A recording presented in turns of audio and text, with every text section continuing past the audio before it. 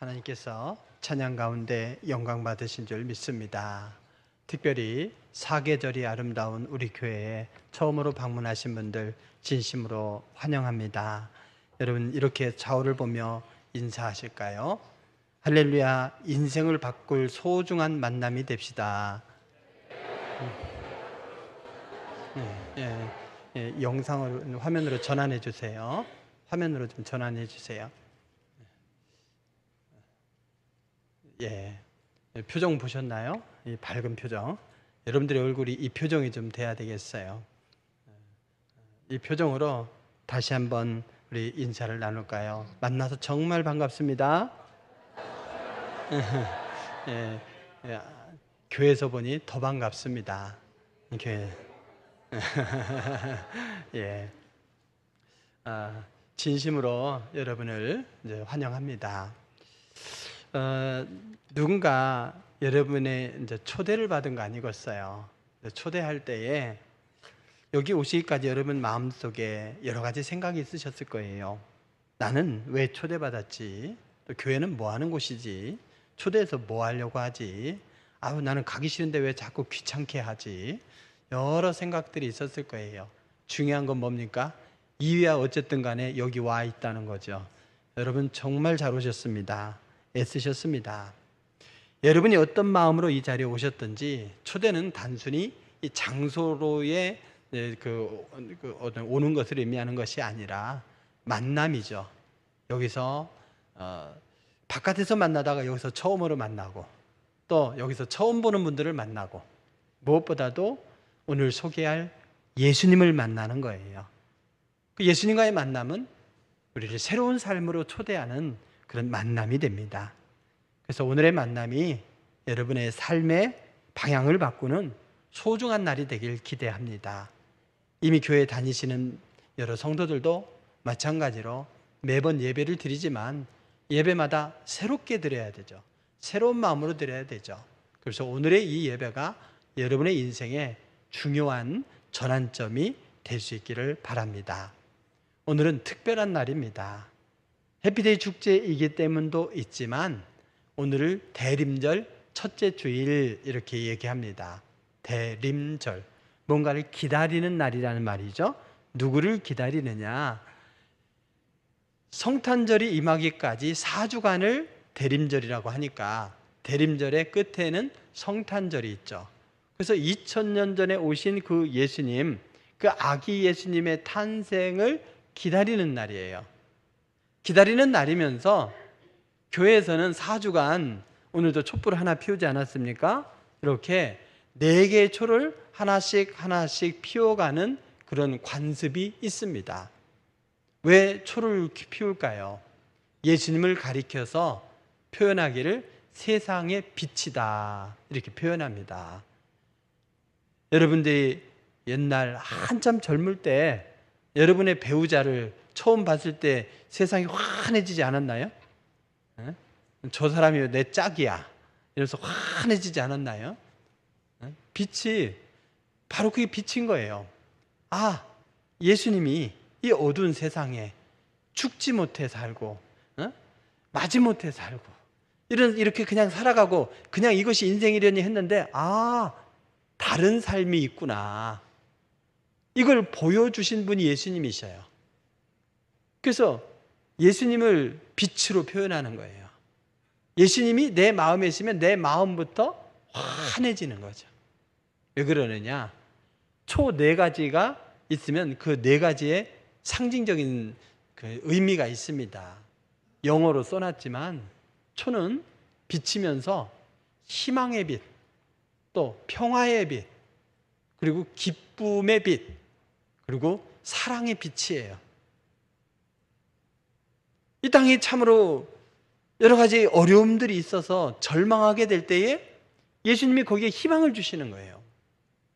또 분쟁과 갈등이 있는 곳에 예수님이 평안을 가져다 주셔요.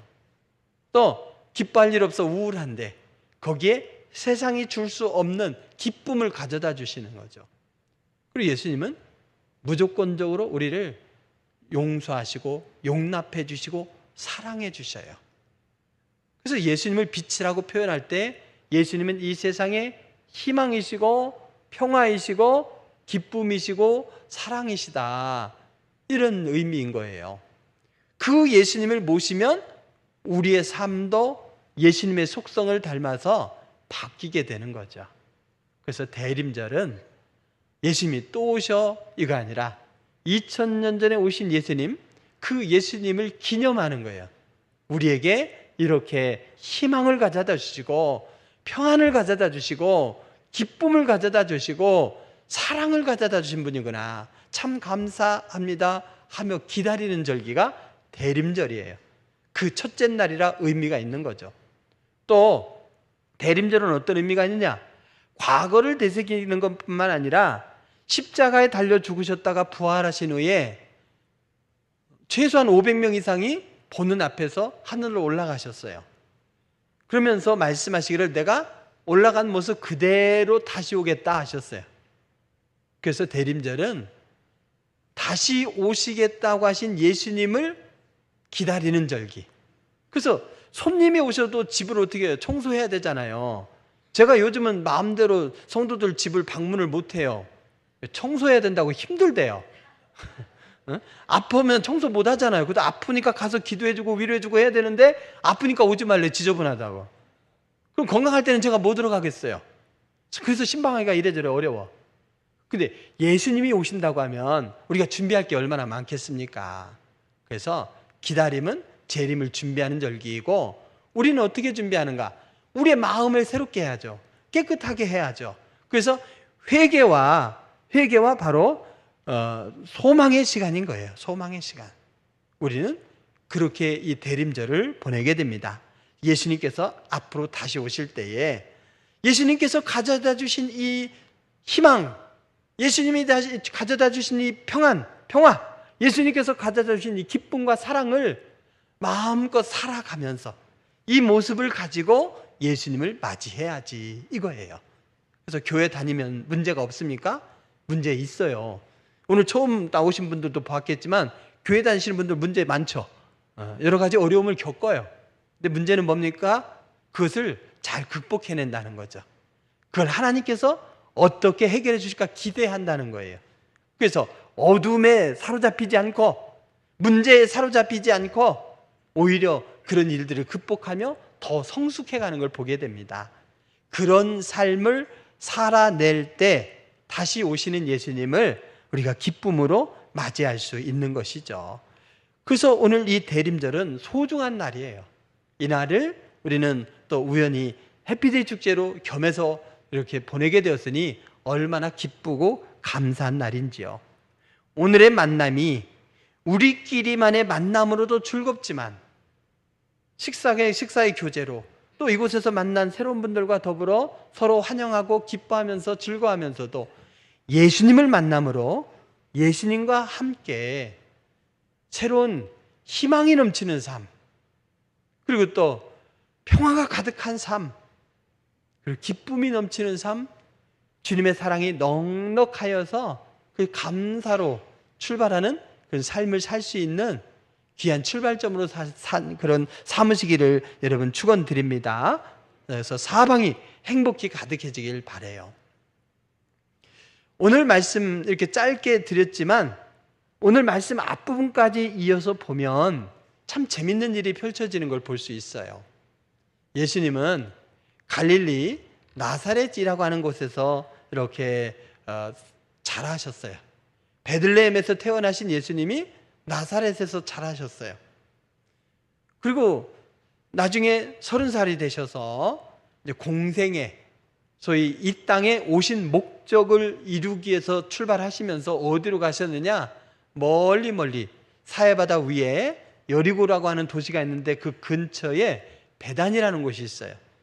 거기에서 세례 요한이 활동하고 있었는데 거기를 찾아오신 거예요. 왜? 거기서 세례 받으신 거예요. 세례 요한에게. 세례 요한은 누구냐? 예수님의 친척이고 예수님보다 6개월 먼저 오셔서 내 뒤에 오실 이는 이러면서 예수님을 미리 다른 사람들에게 소개하셨어요. 나는 그분의 신발끈을 감히 묶을 수도 없다. 나는 너희에게 물로 세례를 주지만 내 뒤에 오시는 분은 불로 세례를 주는 분이야. 이러면서 예수님에 대해서 소개한 거죠.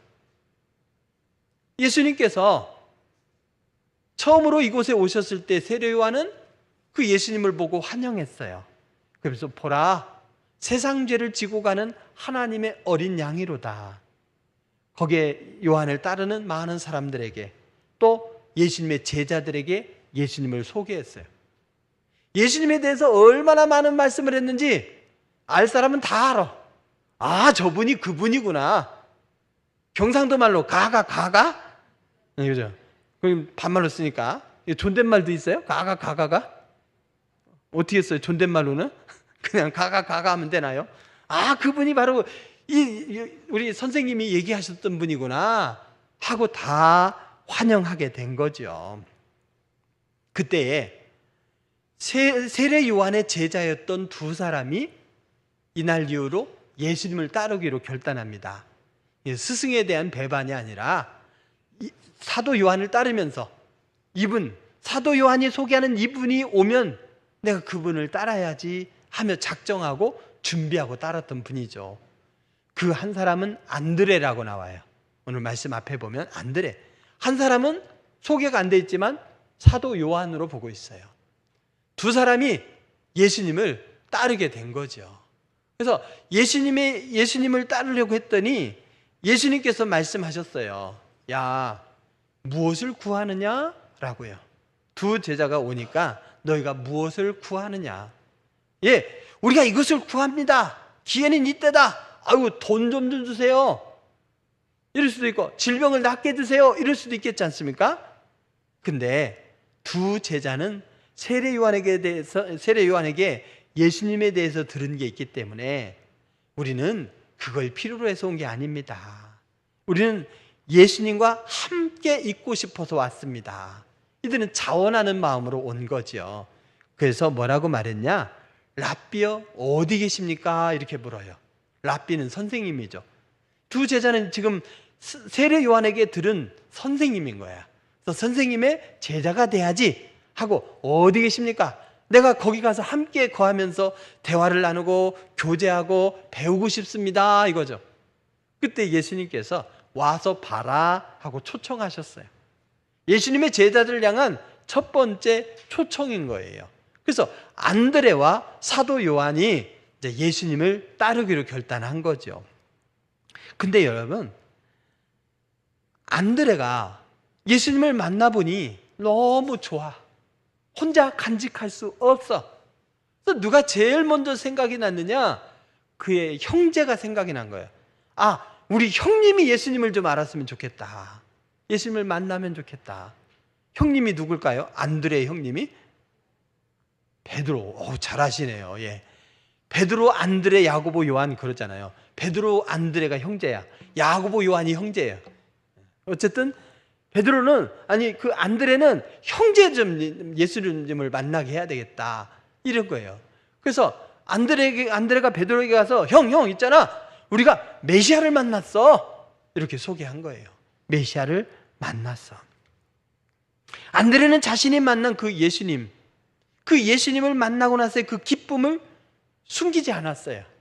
또 너무 기쁘니까 숨길 수도 없는 거예요. 그래서 가장 가까운 사람, 그 형제를 초청한 거예요. 예수님을 만난 사람은 이렇게 초청하지 않고는 견딜 수가 없는 거예요. 오늘 또 여러분, 누군가의 초청을 받아 이 자리에 오셨죠. 여러분을 초청한 사람은 할 일이 없어서 초청한 거 아니에요. 몇 명씩 초청 안 하면 가만 안 둬? 제가 협박해가지고 여러분을 초청한 거 아니에요. 초청해서 뭔가 한 사람 데려오면 내가 뭐 줄게, 이렇게 뭔가 계산적으로 초청한 것도 아니에요. 내가 만난 예수님을 남편도, 우리 친구도, 직장 동료도, 우리 자식도 알았으면 좋겠다, 안드레의 마음인 거죠. 안드레는 자원해서 예수님을 따랐어. 그래서 예수님의 초청에 응답했어. 그리고 보니 베드로도 예수님을 만나면 좋겠다 해서 베드로를 초청한 거죠. 그랬더니 베드로도 적극적으로, 그래, 나도 가서 만나보자. 우리 동생이 좋은 분이라면 나도 좋아, 이러면서 적극적으로 따랐던 것이죠. 그렇습니다, 여러분.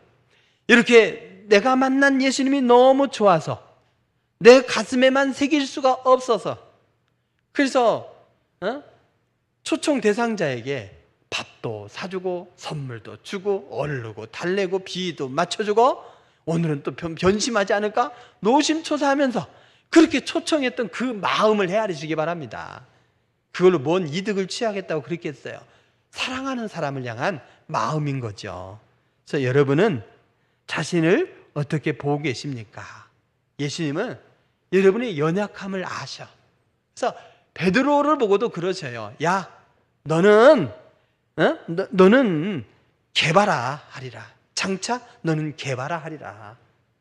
개바, 바위란 뜻이에요. 너가 지금은 연약해 보이지만 앞으로 너는 바위가 될 거야, 이런 거예요. 예수님은 그의 현재의 모습이 아니라 미래의 모습까지도 보고 미리미리 격려해 주신 것을 여기서 볼 수 있습니다. 그래서 예수님을 만나는 기쁨을 누리게 된 거죠. 이후에 오늘 말씀이 진행이 됩니다. 예수님께서 요단 세례터가 있는 저곳을 유대 지역이라고 말합니다. 유대라고 글씨가 있잖아요. 그리고 나사렛에 있는 저곳이 갈릴리 지역이에요. 그래서 예수님께서 갈릴리 지역으로 향하려고 하시다가 거기서 그 길에서 누구를 만났냐? 빌립을 만났어요. 빌립. 우연한 만남이죠, 여기는. 노사연은 우리 만남은 우연이 아니야. 근데 길 가다 만났으니까 우연히 만난 거죠. 빌립을 보고 야, 나를 따르라 이랬어요. 우연히 만난 사람에게 나를 따르라. 여러분 같으면 따르겠어요? 어디 데리고 가서 또 혹시 뭐 일 시키려는 거 아닌가? 노인네도 새우잡이 시키는 경우도 있대요. 데려다가 소금 퍼내는데 일 시키기도 한다는데 그 따라가는 게 맞는가? 이럴 수 있겠죠. 근데 빌립은 그래요? 하고 기꺼이 예수님의 두 번째 이 초청에 응하였습니다. 안드레와 사도 요한이 자원해서 따랐고 베드로는 형제의 초청에 의해서 따랐다면 빌립은 예수님이 초청하시니까 우연한 만남이었지만 예수님을 따르기로 작정을 해요. 여러분, 왜 빌립이 이렇게 우연히 예수님을 만났음에도 예수님을 따랐겠습니까? 예수님의 풍채에서, 예수님께서 건네는 말씀에서 뭔가 매력을 느끼고 권위를 느꼈기 때문인 거죠. 먼저 신앙생활하는 분들이 어리석어서 바보라서 예수님을 믿는 거 아니에요. 그냥 뭘 몰라서 여러분을 초청한 것도 아니에요. 예수님이 이만큼 매력적이기 때문에 예수님을 믿기로 작정하고 매주일 예배 드리면서, 그러면서 일상의 삶도 행복과 위로, 기쁨, 희망으로 가득 차니까 우리 친구도, 내가 사랑하는 사람도 예수 믿으면 좋겠다, 이 마음으로 초대하는 것 아니겠습니까? 여러분, 그래요. 예수님은 빌립을 부르셨어요. 나를 따르라. 그는 따르기를 주저하지 않았습니다. 즉각적으로 예수님을 따랐어요. 그만큼 매력적이죠. 우리를 예수님이 부르신다면 우리는 어떤 반응입니까? 주저하고 망설이는 사이에 지나가시는 그 예수님을 놓쳐버리는 것은 아닙니까? 결코 우연은 없어요.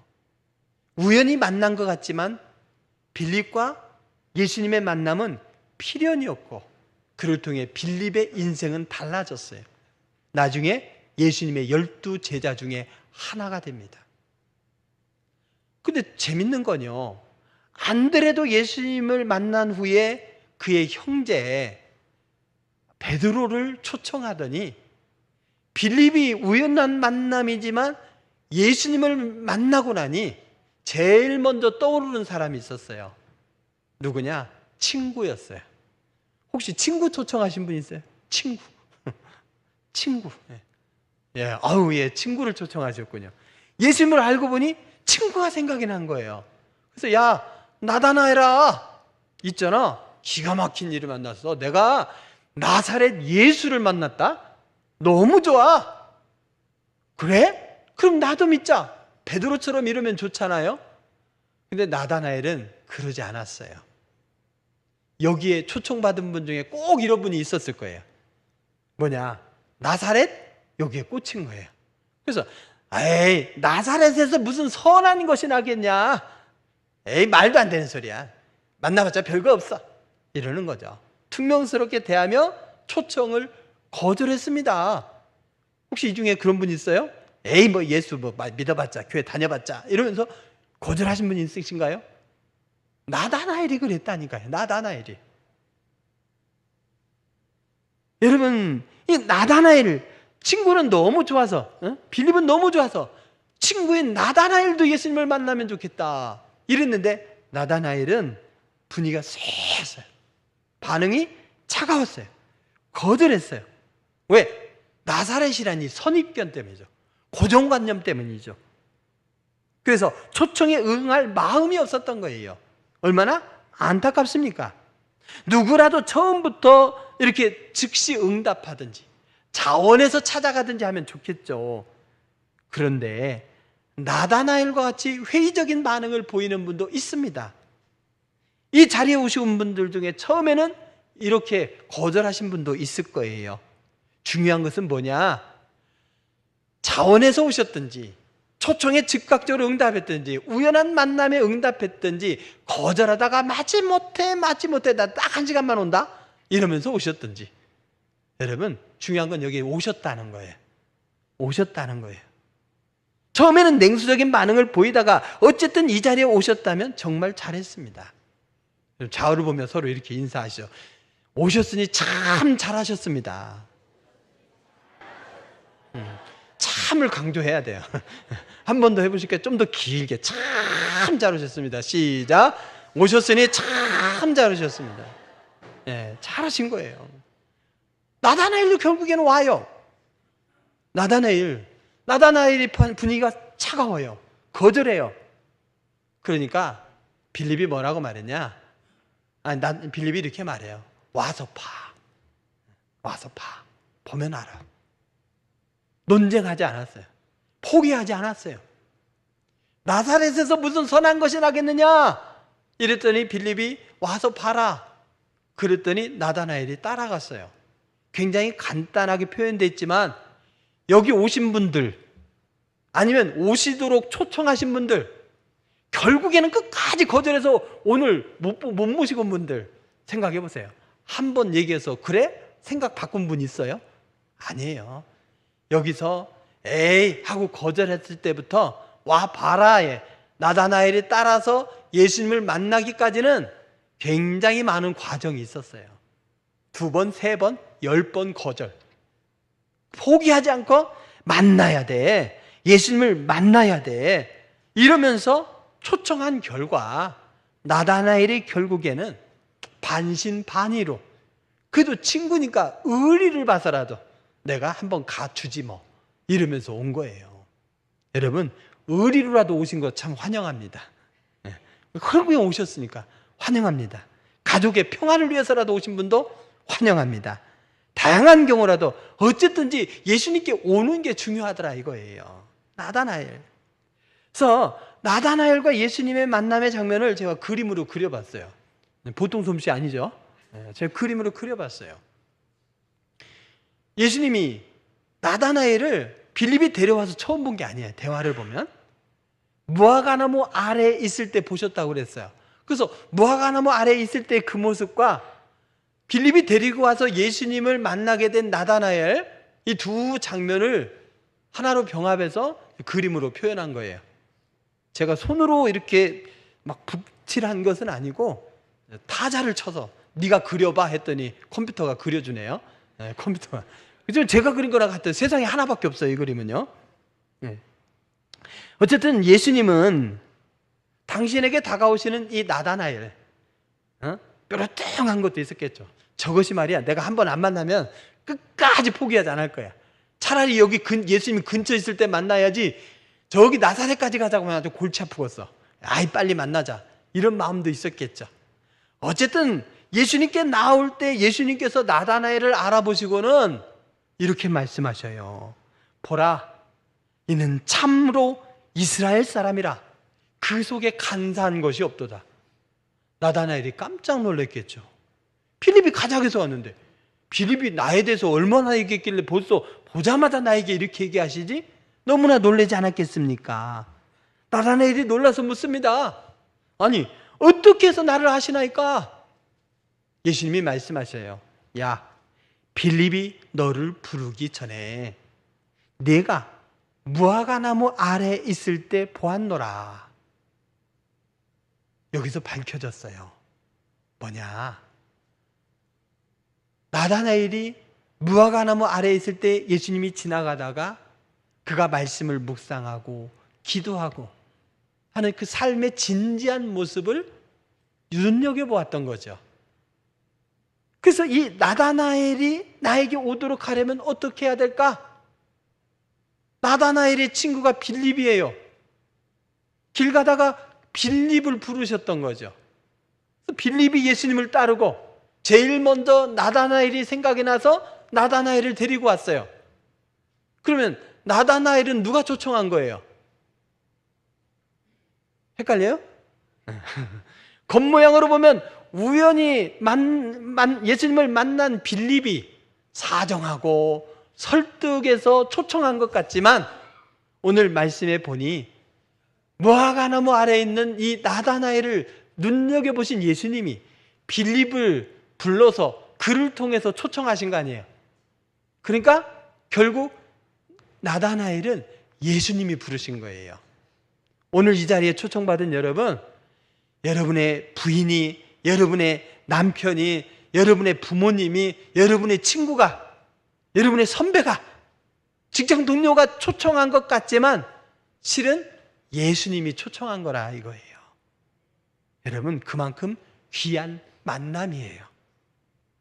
여러분, 여기서 나다나엘이 어떤 사람이었기에 예수님께서 눈여겨보시고 그를 빌립을 통해서 초청하셨을까? 그것을 생각해 봐야 되겠죠. 나다나엘은 어떤 사람입니까? 빌립이 초청했을 때 뭐라고 그래요? 에이, 나다나엘, 그 나사렛에서 무슨 선한 것이 나겠느냐? 나사렛 예수를 만났을 때 하고 그렇게 말씀했을 때에 나다나엘은 아주 차가운 반응, 냉소적인 반응이죠. 왜? 편견과 선입견에 사로잡혀 있었던 거예요. 나사렛 저 조그만 동네, 이름도 없는 그 동네에서는 선한 게 없어. 근데 어떻습니까? 이런 사람이었는데 예수님은 그의 진실하고 정직한 모습을 보았던 거죠. 그에게 간사한 것이 없다. 진실하고 정직하다 이거예요. 어찌 보면 나사렛에서 무슨 선한 것이 나겠느냐? 이것도 진실하고 정직하게 살려고 하는 삶의 태도에서 나온 거 아니겠습니까? 그런 문제제기인 거죠. 야, 뻥치지 마. 이런 표현이 아니겠습니까? 그러니까 예수님은 나다나엘의 이 진지한 삶의 태도, 이걸 보시고 그를 부르기로 작정하신 거죠. 그래서 한 번의 만남으로 그친 것이 아니라 이 나다나엘이 다른 이름이 있는데 바돌로메라는 예수님의 12 제자 중에 하나입니다. 여러분, 그래요. 이 나다나엘이 예수님을 만난 후에 그의 삶이 이제는 달라지게 된 거죠. 예수님은 그를 작정하여 부르셨고 예수님을 만나게 된 이 나다나엘은 어떻게 되었습니까? 예수님을 만남으로써 바뀌었어요. 확신과 믿음의 사람으로 바뀌었습니다. 나중에 예수님의 제자가 되죠. 내가 무화과나무 아래 있을 때 보았노라, 중심까지도 꿰뚫어 보시는 그 예수님을 보면서, 자신을 인정해 주시는 예수님을 보면서 그는 예수님에 대해서 이렇게 고백합니다.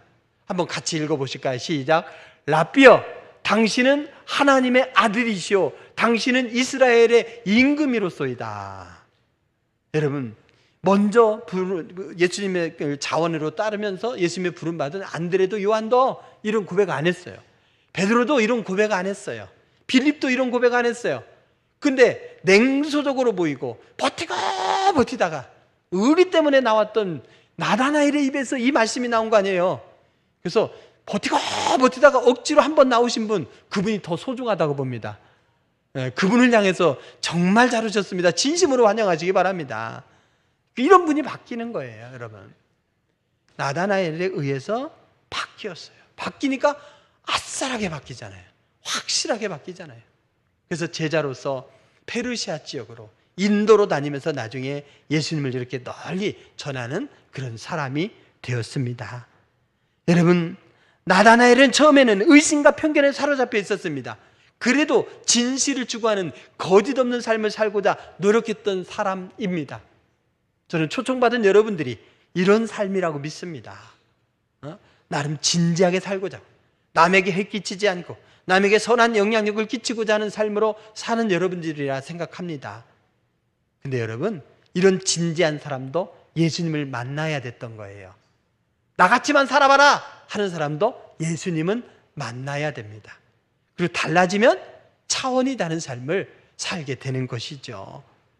성실하고 진실한 삶, 진리를 구하는 그런 삶, 오늘 초청받은 여러분들이 바라는 삶이고 또 그렇게 살고자 몸부림하고 있지 않습니까? 오늘 예수님은 우리를 향해서 말씀하셔요. 나를 따르라. 와서 봐라. 그분의 초대에 응답할 때 우리의 삶은 새로운 희망과 기쁨으로 가득 찬 삶이 될 거예요. 예수님은 이 세상의 빛으로서 우리의 희망이 되시고 우리의 평안이 되시고 우리의 기쁨이 되시고 우리의 위로가 되시는 분이죠. 참 사랑으로 우리를 위로해 주십니다. 이왕이면 요한의 두 제자처럼 적극적으로 예수님을 찾으시기 바랍니다. 베드로처럼 한 번에 예수님을 만나시기 바랍니다. 빌립처럼 우연한 만남이지만 나는 이 기회를 놓칠 수 없노라 꼭 붙드시기 바랍니다. 아니면 나다나엘처럼 버티다가 이 자리에 오셨으니 그것도 귀한 거예요. 그래서 결국에는 예수님을 제일 먼저 어떤 분인지 고백하는 그런 여러분이 되시기 바랍니다.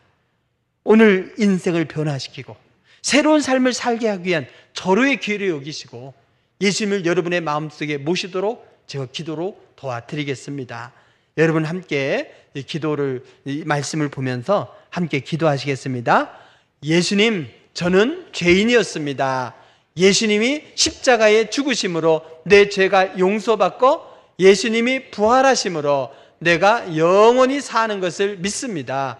하나님의 아들이시오 온 세상의 임금이신 예수님, 이제 내 안에 들어오셔서 나를 평생토록 인도하여 주시고 동부설립교회에 출석해서 의심과 선입견의 가치관을 내려놓고 예수님이 주시는 기쁨과 평안을 누리며 하나님의 사랑과 진리를 나누며 살게 하옵소서. 예수님의 이름으로 기도합니다. 아멘.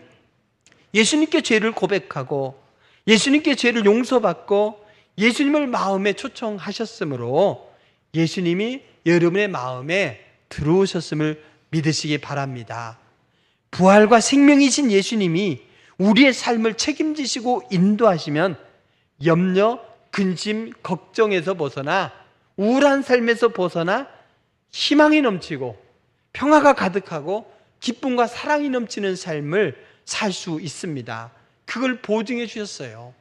요한복음 5장 24절에 이렇게 말씀합니다. 우리 같이 읽어보실까요? 시작. 내가 진실로 진실로 너희에게 이르노니 내 말을 듣고 나 보내신 이를 믿는 자는 영생을 얻었고 심판에 이르지 아니하나니 사망에서 생명으로 옮겼느니라. 아멘. 먼저 믿는 분도 이 확신에 이르기를 바랍니다. 오늘 초청받아 예수님을 마음에 모셔드린 분도 오늘 이 확신에 이르기를 바랍니다. 우리가 영생을 이미 얻었고, 과거형이에요. 영생을 얻었고 생명으로 옮겼느니라 이렇게 말씀하고 있습니다. 그렇습니다. 우리의 삶은 영생이 뭐냐? 생명으로 옮겨진 삶인 거예요. 그래서 우리의 삶이 이제는 차원이 다른 삶이 된 겁니다.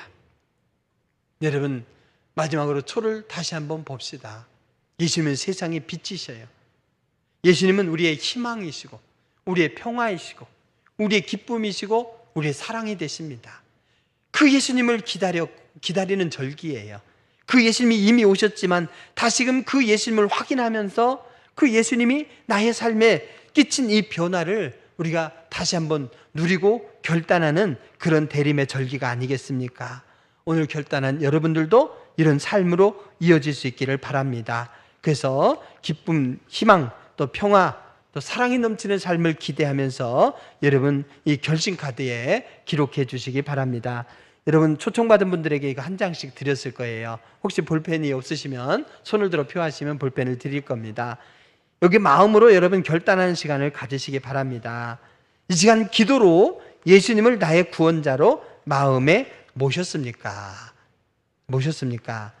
여러분 함께 기도하시면 예수님께서 이렇게 마음에 들어오십니다. 그러므로 여러분들 예라고 하시면 되죠. 우리 교회에 등록하여 믿음의 한 가족이 되기 원하십니까?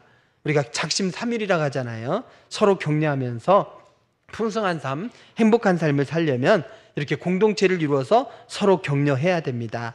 그래서 등록해서 신앙생활하는 것이 중요합니다. 그리고 귀한 당신의 소중한 정보를 적어주세요 그랬어요. 여기 주민등록번호는 적으면 안 됩니다. 그래 성명, 또 휴대폰, 이 생년월일까지 적으시고 누가 여러분 초청하셨는지 쓰시면 되겠어요. 결단하면서 우리 그 마르다에서 특별 찬양해 주실 때에 여러분 들으시고 마음에 감동과 도전이 있길 바랍니다.